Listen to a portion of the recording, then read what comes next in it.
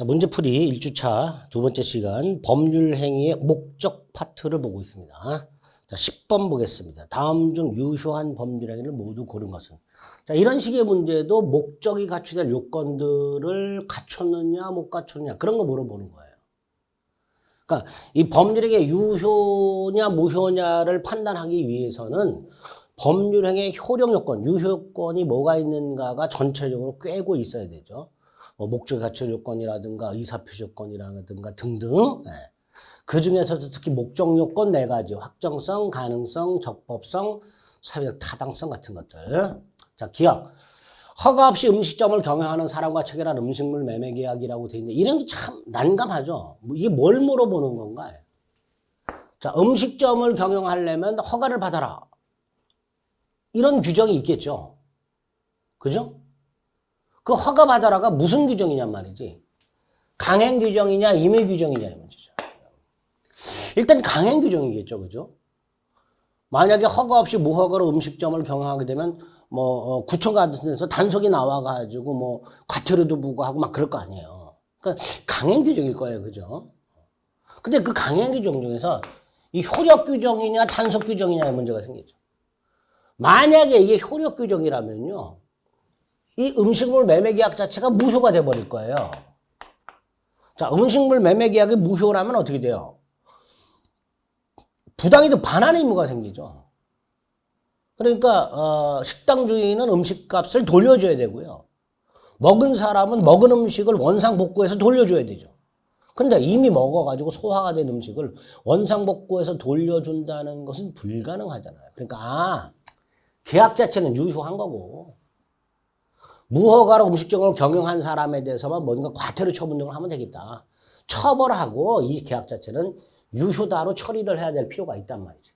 결과적으로 단속 규정을 위반한 걸로 볼 수밖에 없습니다. 그죠?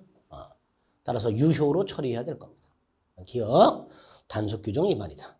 우리가 단속 규정 위반으로 외우고 있는 게 3가지잖아요. 중간생략 등기 금지, 분양권 전매 제한, 중개사의 직접 거래 금지. 이게 단속 규정이잖아요. 그죠? 그런 거 외에 이런 것도 단속 규정 위반이구나 정도 하나 추가해서 확인해 주시면 되겠습니다. 그 다음에 니은은요. 다 필요 없어요. 요게 보이면 돼요. 적극가담. 반사의 질성이로 무효죠. 자, 이중매매. 간단하게 나중에 뒤에 문제가 나오겠지만 각과리 제1매매했다. 각과병이 제2매매했다.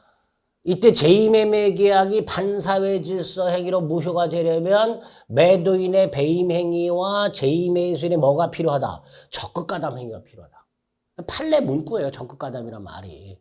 그러니까 제2매수인 병이 매도인 갑의 제1매수인 을에 대한 배임 행위에 적극가담했다면 그때 제2매매 계약은 반사회 질서 행위로 무효가 된다. 이렇게 되겠죠. 니은 무효겠죠. 디귿, 토지거래 허가구역 내 토지에 대해서 매매계약을 했는데 정지 조건이 붙어 있다.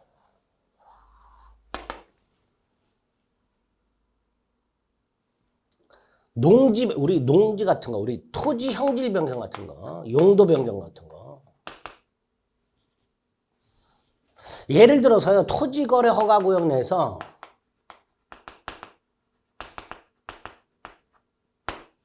토지거래 허가구역 내에서 토지 거래를 하면서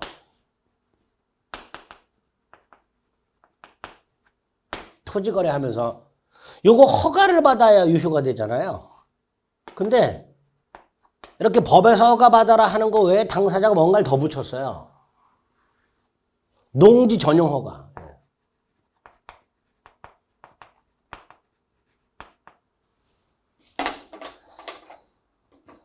토지 거래 허가를 받기 전에 농지 전용 허가를 먼저 받기로 했다. 이 토지가 농지예요. 농지인데 토지거래 허가구역 내에 있어요. 그래서 각과 을이 토지거래 허가구역 내에 있는 농지를 매매하면서 토지거래 허가를 받기 전에 농지 전용 허가를 먼저 받기로 한 거예요. 그리고 이 농지 전용 허가를 받아야 이 거래는 유효다라고 당사자가 합의를 본 거야. 그럼 이 농지 전용 허가가 뭐가 되는 거예요? 정지 조건이 되는 거죠. 농지 전용 허가를 받아야 유효가 되는 걸로 합의했으니까 농지 전용 허가를 받는다는 것이 뭐가 되는 거예요? 정지 조건이 되는 거죠. 근데 이게 불성취로 확정이 돼 버렸어요. 농지 전용 허가를 받아야 유효로 하기로 했는데 농지 전용 허가가 불성취로 확정됐으니 설령 그 후에 토지거래 허가를 받았다 하더라도 이 거래는 무효가 되잖아요. 그죠? 당사자가 정조건을 붙여놨으니까. 그래서 토지거래 허가 구역 내에서 토지에 대한 거래 계약할 때 토지거래 허가 전에 농지 전용 허가를 먼저 받기로 했고 농지 전용 허가를 받아야 유효가 되는데 이 농지 전용 허가가 불성취로 확정됐으니 결과적으로 그 매매는 무효로 확정이 된다. 이렇게 되겠죠. 무효로 확정이 된다. 리얼 부첩관계를 끝내면서 이 부첩관계가 반사의 질생이잖아요. 그 반사의 질생을 끝내기로 한 거야. 끝내기로. 단 생활비나 교육비를 주기로 했어. 이건 반사의 질서가 아니죠. 이거하고 헷갈리시면 안 돼요. 부첩관계의 종료. 단절이라고 말했었죠. 이거를 해제 조건으로 하는 증여. 이건 다르죠. 이거는 증여를 하면서 끝내면은 반환하기로 하는 거죠. 아파트를 사주면서 부첩관계가 종료되면 아파트를 반환하기로 하는 계약이 이거잖아요. 부첩관계의 종료를 해제 조건으로 하는 점. 이거는 반사의 질서에는 무효예요. 이건 반사의 질서에는 무효입니다. 근데 리을은 다른 거죠. 끝내면서 주는 거예요. 그죠? 반면에 부첩관계 유지를 조건으로 이건 반사의 질서가 되는 거예요. 유지를 조건으로. 끝내면서 주는 거. 이건 반사의 질서가 아니라는 거. 유효하다는 거. 미음은 뭐예요? 가장. 매매를 가장해서 증여를 했죠. 이게 무슨 뜻이에요? 미음? 예. 각과 을이 증여를 하면서 세금을 줄일 목적으로 증여를 은닉하고 마치 매매한 것처럼 가장한 거잖아요. 그죠? 가장행위, 은닉행위죠. 그러니까 미음은 이게 가장행위, 은닉행위라는 게 파기돼야 되는 거예요. 세금 감액을 목적으로 매매를 가장해서 체결한 증여계약이라고 돼 있으니까 증여계약을 했는데 그 증여를 숨기고 마치 매매한 것처럼 꾸몄네라고 여러분들이 파기돼야 되는 거예요. 미음 같은 지문들은. 자, 여기서 매매는 가장행위로 무효지만 은닉행위는 요건 갖추면 유효라고 그랬잖아요. 결국 미음은 유효 이렇게 되겠죠. 그래서 유효한 건 기역, 미음 두 개. 기역, 미음. 리을도 유효라고 그랬죠. 부첩관계를 끝내면서 반사의 질생위를 끝내면서 뭘 주기로 하는 거. 이건 괜찮다고 그랬죠. 결국 기역, 리을, 미음. 이 세 가지가 유효한 행위가 되고요. 니은 반사의 질생위는 무효가 되고요. 디귿 정지 조건이 디귿은 뭐 이해도 좋지만 단순하게 정지 조건이 불성취로 확정됐으니 무효구나 이렇게 생각하시면 돼요. 왜? 정조건이 붙어있는 행위는 정조건이 성취가 되어야 유효잖아요. 정조건이 성취가 되어야 효력이 생기잖아. 근데 정조건이 불성취로 확정됐으니까 무효로 확정됐다. 이렇게 단순화시켜서 파악할 수도 있습니다. 아예 지금 디귿 정조건 불성취 로 확정. 그럼 뭐다? 무효다. 이렇게 연결해서 디귿은 확인하시면 되겠습니다. 자, 12번. 자, 11번은 이제 법률의 목적의 요건, 확정성, 가능성, 적법성, 사회적 타당성 중에서 중요한 게 사회적 타당성이죠.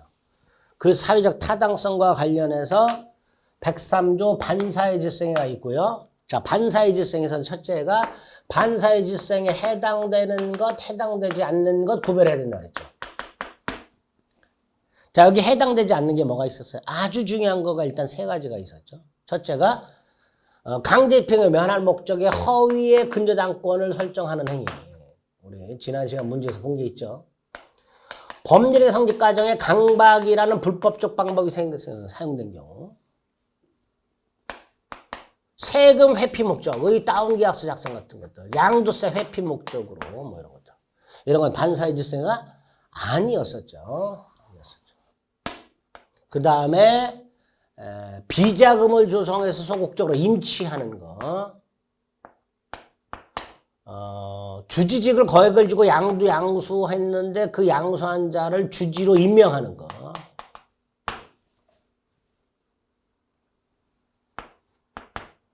부첩관계를 단절하면서 생활비, 양육비 따위 주기로 하는 거. 무허가 건물인데 민사사건 성공보수. 민사소송에서 사건을 수임하면서 성공보수를 지급받기로 한 약정 같은 것들. 이런 것들은 기본적으로 반사의 질서가 아니었었죠. 이거 기억하셔야 돼요. 기본이 되는 것들이죠. 여기 첫 번째죠. 11번 같은 문제가 주로 이런 것들이죠. 자, 다음 중 반사회적 행위가 아닌 것은 1번 취득시효가 완성된 부동산 소유자가 취득시효 완성 사실을 알고 소유권 이전 등기 의무를 피할 목적으로 자, 갑소유 땅 을이 20년 점유 을이 이전 등기를 청구했더니 갑이 소유권 상실을 염려하여 병에게 팔아먹었다. 그런데 이렇게 갑이 을의 시완성 사실을 알면서 팔아먹으면 불법행위가 되고 이때 병이 적극 가담하면 반사유질성이나 무효가 되는 거죠. 자, 그러면 그대로 대입합니다. 1번 갑이 아들 병과 공모했다. 뭐예요? 병이 적극 가담한 거예요. 아들이. 따라서 반사유질성이나 무효 이렇게 되겠죠. 2번 을이 갑에게 도박 자금을 빌려줘. 을이 갑에게 도박 자금을 빌려주는데 갑이 도박 자금을 갚아야 돼. 지금 갚으라고 을이 쪼고 있어. 안 갚아도 되죠. 이 반사의 질성이니까. 근데 안 갚으면 뭐 신장을 떼버린다는 협박을 하니까 갑이 무서워서 이제 갚는단 말이에요. 갚는데 돈으로 직접 갚는 게 아니고 자신 소유 땅 처분 권한을 줘요, 얘한테. 대리권을 주는 거예요. 그래서 을이 갑의 대리인으로서 처분을 하고 병에게 그 대금, 이게 도박채무의 충당. 이렇게 약정을 하는 거예요.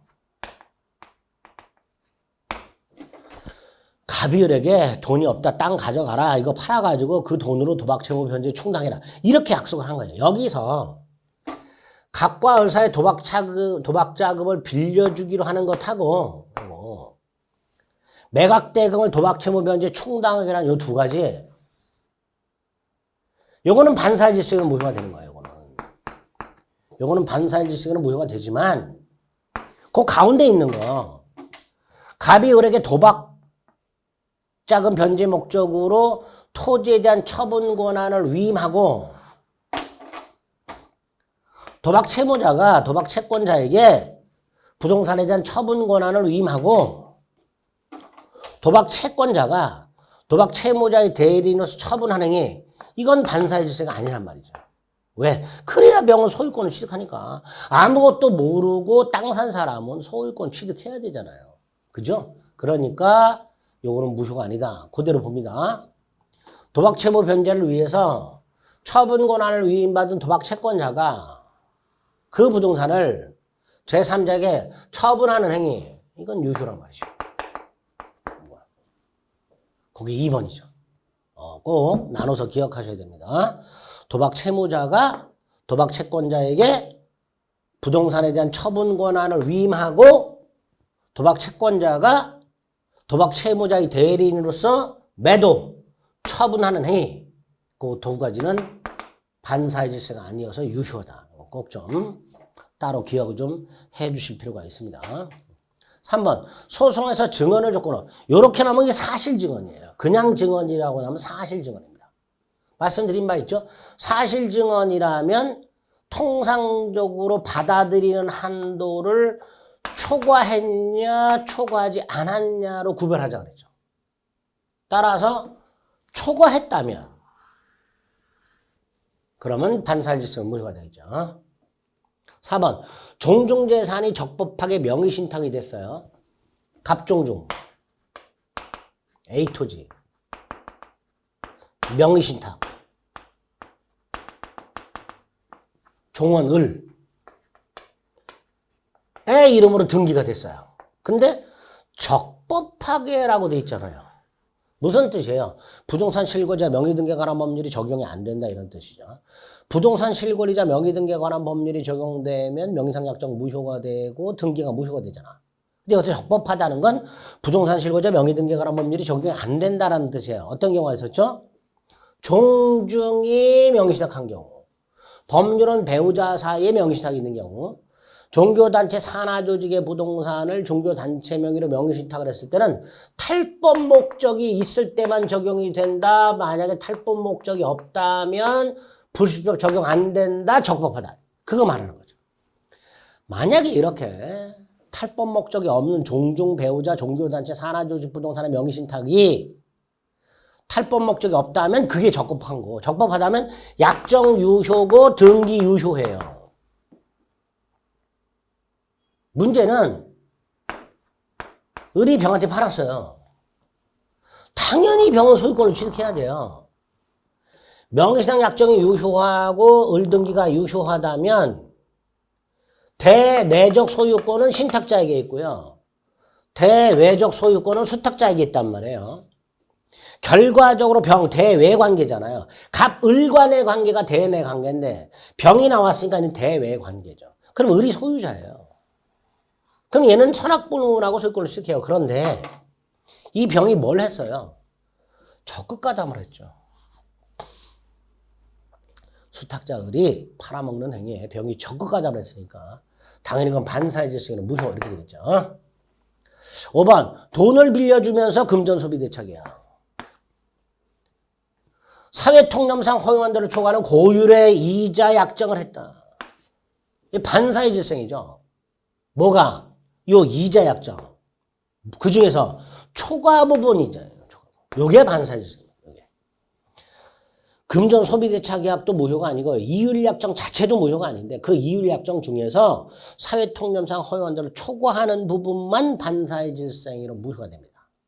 근데 이 5번은 또 하나 기억할게요. 그 초과 부분 지급.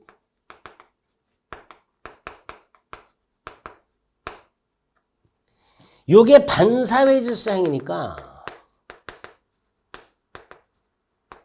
반사의 질서행위니까 초과 부분 지급은 불법 원인급여가 될 거 아니에요. 그러니까 채무자가 초과 부분을 지급했다, 불법 원인급여다, 반환 청구 못한다라고 해야 되잖아요. 그런데 여기에 대해서 우리 대법원은 불법 원인급여가 적용이 안 된다. 따라서 반환 청구할 수 있다. 라고 판결하고 있다는 거. 그거까지 조심하셔야 됩니다. 5번은. 금전소비대차계약의 이율이 사회통념상 허용한 대를 초과했다. 첫째, 초과 부분 무효. 초과 부분. 두 번째, 초과 지급한 이자. 불법 원인급여가 적용이 안 되고 우리 대법원에 할 때 따라서 채무자는 초과 지급한 이자 반환을 청구할 수 있다. 이렇게 된다는 거. 그래서 반사의 질서가 아닌 거 2번이 되겠죠. 12번도 마찬가지입니다. 사회질서에 반하는 법률에 관한 설명으로 옳지 않은 것을 골라라. 자, 1번은 우리 지난 시간에 한번 본 적이 있죠. 부첩관계를 유지하거나 부첩관계를 유지할 목적으로 유지 목적 증여. 반사의 질서이죠. 종료를 해제 조건으로 한 증여도 반사의 질서이죠. 반면에 단절하면서 뭘 주는 거, 생활비나 양육비 주는 건 무효가 아니었죠. 그렇게 딱 구별하자. 2번, 어떤 일이 있어도 이혼하지 않겠다. 무효죠. 개인의 자유를 지나치게 제약하는 반사회질성에는 무효가 됩니다. 3번, 어떤 행위가 사회질서에 반하는지 여부는 언제를 기준으로 판단합니까? 행위 당시를 기준으로 판단합니다. 이게 대원칙이에요. 뭐든지. 어떤 행위가 유효냐 무효냐를 판단하는 기준 시기가 언제냐. 원칙 행위 당시. 그래서 가능성도 행위 당시 가능해야 된다 그러잖아요. 법도 마찬가지야. 행위 당시 법을 위반해야 돼. 그럼 반사회질서도 행위 당시 반사회질서적이 돼. 행위 당시. 그래서 행위 당시를 기준으로 판단합니다. 효력 발생 시점을 기준으로 판단하는 게 아니고요. 대원칙이 행위 당시를 기준으로 판단한다는 거.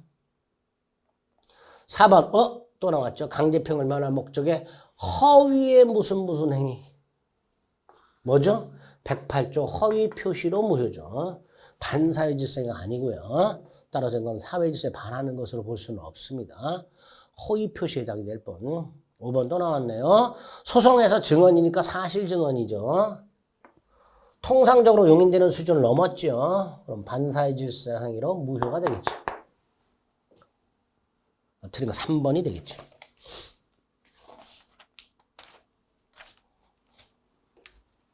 13번 반사회적 법률에 관한 설명으로 틀린 것을 골라라. 부첩계약 반사회질성이죠. 그거를 부인이 먼저 승인했어요. 갑이 맨날 도박을 하니까 부인이 차라리 바람을 펴라 그랬어요. 그랬더니 바람 피고 난 다음에 야 네가 피라 그랬잖냐. 사전 승인. 무효죠.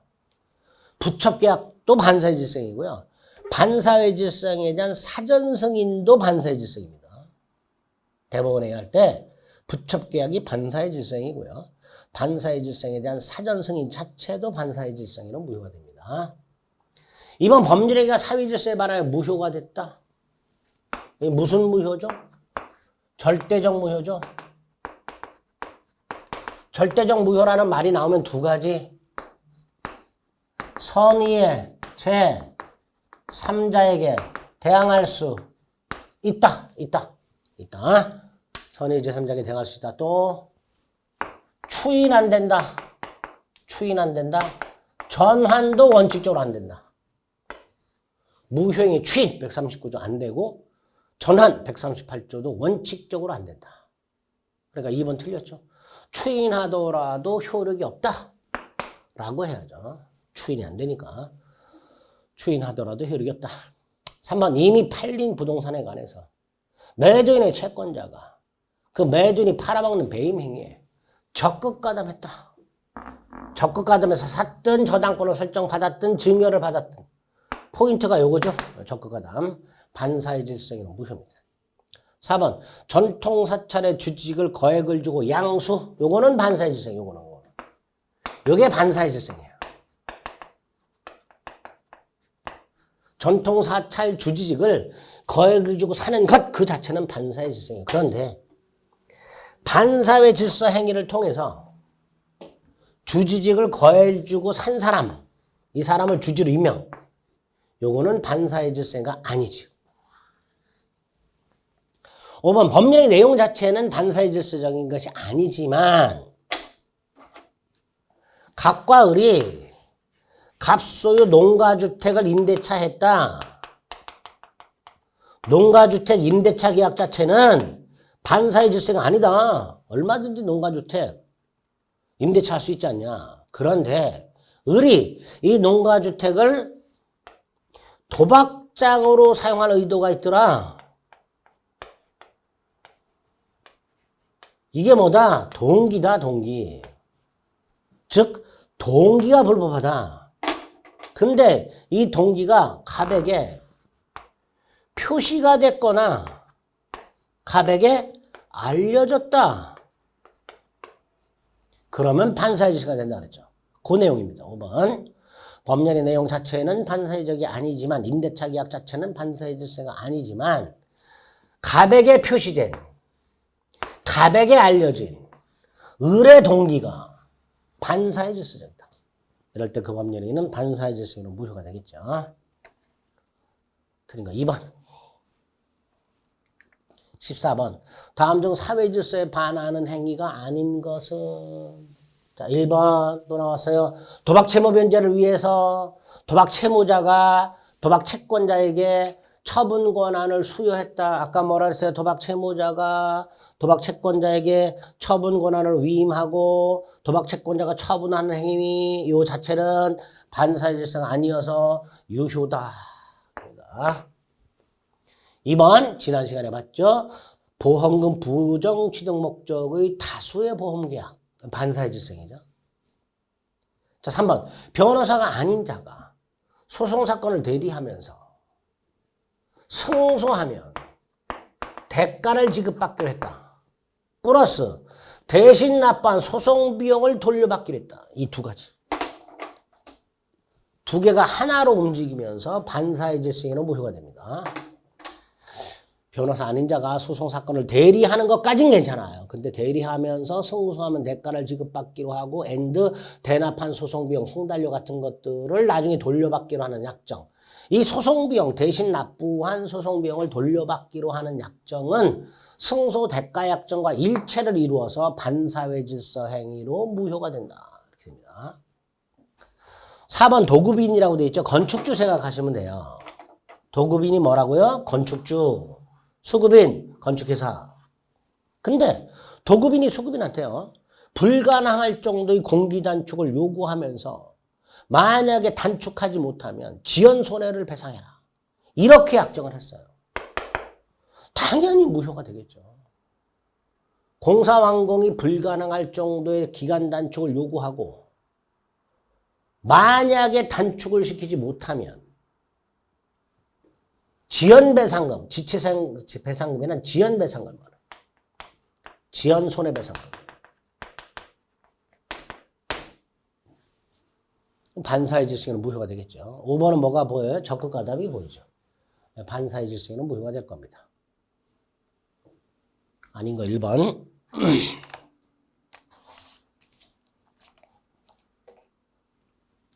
15번 다음 중 반사회적 행위로서 무효가 아닌가. 이렇게 다이렉트로 나오기도 하죠. 자, 1번 민사사건 성공보수죠. 형사사건 성공보수.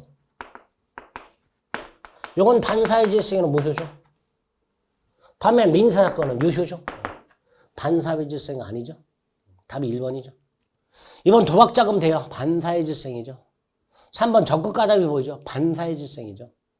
마약대금, 도박자금 다 마찬가지입니다. 마약자금 빌리는 거, 도박자금 빌리는 거 다 반사회 질서입니다. 그걸 갚는 거 다 반사회 질서입니다.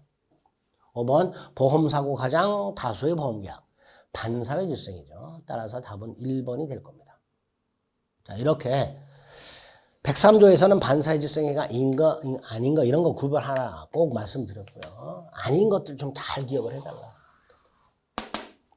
그 다음에 이제 지금 봤던 동계불법 어떻게 처리하는지 그거 확인하시고 그 다음에 중요한 게 이제 16번 같이 이중매매죠. 사례형처럼 나오죠. 이것도 잘 정리가 돼야 됩니다. 이중매매도. 건물을 을에게 팔아. 중도금까지 받았어. 계약금만 받은 상태에서는 계약금의 100을 상환하고 해지할 수 있으니까 갑이 만약에 을로부터 계약금만 받은 상태에서 팔았다. 이건 배임매매가 아닙니다. 제2매매가 반사회 질서가 되려면요. 갑의 배임매매가 있어야 되는데 그 갑의 배임매매가 되려면 적어도 중도금을 받은 상태에서 팔아넘겨야 됩니다. 자, 어쨌든 갑이 을로부터 중도금을 받은 상태에서 병에게 팔아먹는 계약을 했습니다. 자, 원칙이 뭐죠? 먼저 등기한 자가 소유권을 취득하죠. 원칙. 먼저 등기한 자가 소유권을 취득한다. 두 번째, 을은 갑에게, 병이 아니라 갑에게 채무 불이행 책임을 추궁할 수 있다. 이렇게 되죠. 그 채무 불이행 책임은 뭐예요? 계약 해제 손해배상 청구 이렇게 되겠죠. 이게 원칙이죠. 반면에 예외 제2매매가 반사회 질서 행위로 무효가 되는 경우가 있다. 제2매매가 자, 이때 제2매매가 반사의 질성에는 무효가 되려면 매도인의 배임 행위와 제2매수인의 적극가담이 있어야 되죠. 매도인의 배임 행위와 제2매수인의 적극가담이 있어야 되는데 배임 행위는 좀 전에 말씀드렸어요. 을로부터 중도금을 받은 상태에서 매각.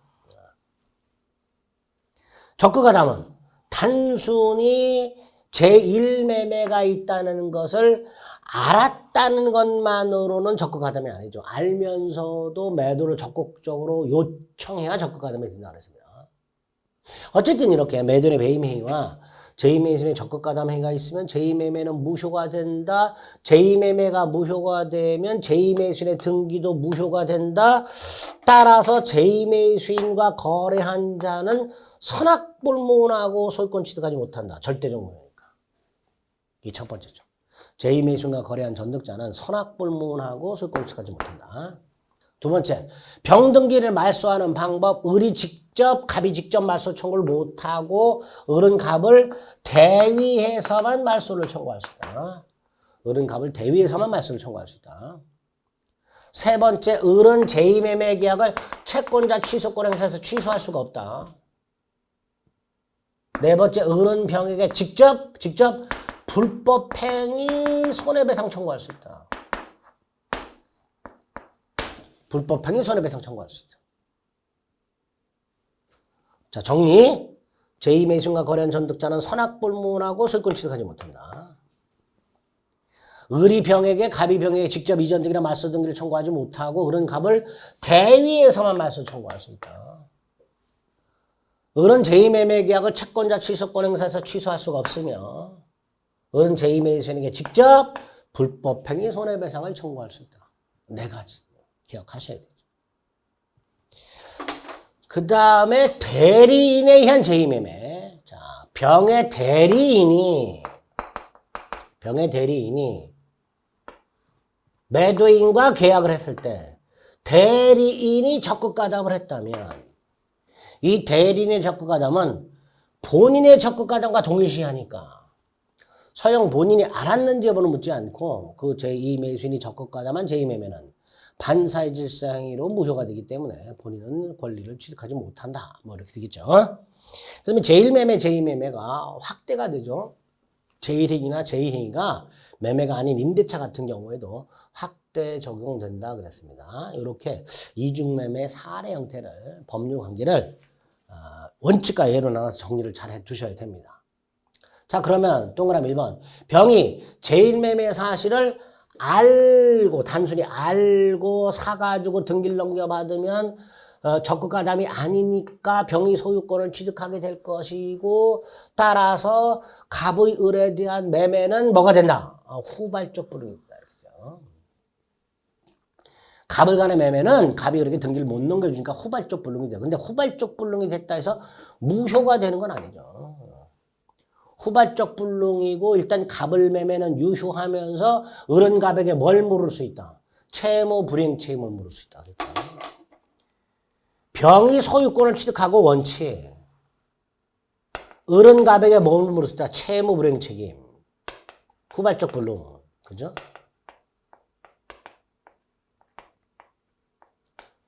그래서 1번은 잘 나가다가 후발적 불능으로까지 잘 나가다가 무효다가 해서 틀렸죠.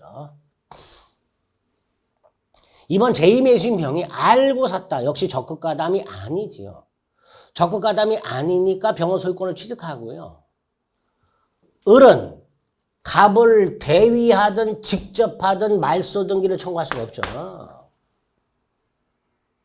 단순히 병이 알고 산 것만으로는 적극가담이 아니란 말이에요. 반사의 질서가 아니죠. 그러니까 병은 소유권을 취득하는 거고요. 따라서 을은 직접은 물론이고 대위에서도 병등기 말소를 청구할 수가 없습니다. 3번도 마찬가지죠. 병이 알면서 샀다. 적극가담이 아니니까 당연히 제2매매는 반사의 질서가 아니어서 무효가 아니고 따라서 병은 소유권을 취득한다 이렇게 되겠죠. 4번 을은 갑병 사이의 계약을 채권자 취소권을 행사하여 취소할 수 있다 없다? 없다 그랬죠. 안 된다 그랬죠. 채권자 취소권을 행사하여 취소할 수 있다. 이건 어디서 나와요? 허위 표시 가장매매에서 나오죠. 가장매매는 즉 허위 표시는 채권자 취소권의 대상이 되죠. 그러나 반사의 질생에는 채권자 취소권의 대상이 되지 않습니다. 5번 제2매수인 병이 적극 가담했어요. 그럼 반사의 질생이에요. 자, 제2매매가 반사의 질생이라면요. 병 등기는 무효가 된다고 그랬고요. 따라서 병과 거래한 사람은요. 선악불문하고 소유권을 취득하지 못한다고 그랬어요. 따라서 정이 이러한 사정을 전혀 모르고 있다 하더라도요. 즉 정이 선이라 하더라도요. 정은 소유권을 취득할 수가 없게 됩니다. 틀린 지문이죠. 그래서 옳은 것은 3번이 될 겁니다. 이런 식으로. 어쨌든 이 16번에서는 포인트가 뭐예요? 병이 단순히 알고 샀다. 알고 샀다. 알면서 샀다. 적극가담이란 말이 없잖아요. 단순히 병이 제1매매 사실을 알고 거래한 거, 알고 매수한 것만으로는 적극가담이 아니라는 거 꼭 기억을 해 두시기 바랍니다. 그래서 옳은 것은 3번이 되겠죠. 17번. 자, 갑은 자기 소유 부동산을 을에게 3억 원에 매도하고 계약금 등 대금을 전부 수령한 후에 이러한 사실을 알고 있던 병의 적극 권유에 의해서 X부동산을 병에게 매도하고 등기를 넘겨줬습니다. 자, 그럼 이제 문제 자체에서 아까 16번은 그냥 매수했다, 이중매매했다라고만 돼 있었지만 17번에서는 아예 병이 적극 가담했다. 그랬으니까 이제 예외로 가는 거죠. 이거. 반사의 질성에는 무효. 자, 1번. 갑병사의 매매 계약은 병의 적극 가담이 있으니 반사적 행위에 해당되죠. 자, 2번. 갑은 배금 중 계약금의 100을 상환해서 해지할 수 있는 거 안 되죠. 계약금 폭이나 100 상환 해제는요, 이행 착수 전까지예요. 이행 착수의 대표적인 뭐예요? 중도금 지급이잖아요. 요 전까지만 포기 또는 100 상환해서 해제할 수 있죠. 우리 민법 565조. 당사자 일방이 이행 착수할 때까지만 포기 또는 100 상환하고 해제할 수 있는데 계약금 등 대금을 전부 줬잖아요. 이미 이행 착수한 거잖아요. 따라서 해제 못한다. 이렇게 되겠죠. 3번 갑의 을에 대한 이전 등기물은 불능이 아니다. 아니죠. 병이 소유권을 취득하면 불능이야. 병이 소유권을 취득하면 불능이에요. 아까 16번 병이 소유권을 취득하면 갑의 을에 대한 등기물은 후발적 불능이에요. 근데 지금 이 경우에는 갑병매매가 무효니까 병등기가 무효니까 결과적으로 병등기를 말소하고 등기를 넘겨줄 수 있단 말이지. 그러니까 불능이 아니지. 4번 을은 갑을 대위하여 채권자 대위권을 행사한다는 것은 갑을 대위하여라는 뜻이죠. 갑을 대신해서 병등기 말소를 청구할 수 있다 이렇게 되겠고요. 5번 을은 병에게 직접 할 수 있는 게 하나 있다. 뭐? 불법행위 손해배상 청구. 을은 병에게 직접 할 수 있는 게 하나 있다. 불법행위 손해배상 청구할 수 있다. 이렇게 되겠죠. 틀린 거 2번. 계약금 문제까지 결합해서 나왔습니다. 그죠? 자, 그래서 이중매매와 관련된 17번 문제까지 살펴봤습니다. 그러니까 103조 안에서는 다시 한번요. 반사의 질서행위 인거 아닌 거 구별하는 거, 동기부법 개념 기억하는 거, 이중매매 사례 형태 대비하는 거, 그 다음에 절대적 무효라는 거, 그래서 선의 제3자에게 대항할 수 있다, 추인 안 되고 전환 안 된다. 뭐 이런 것들 위주로 지문이 출제가 된다. 라고 생각하시면 되겠습니다. 자, 22페이지 18번부터는 시간을 조금 달리해서 살펴보겠습니다. 수고하셨습니다.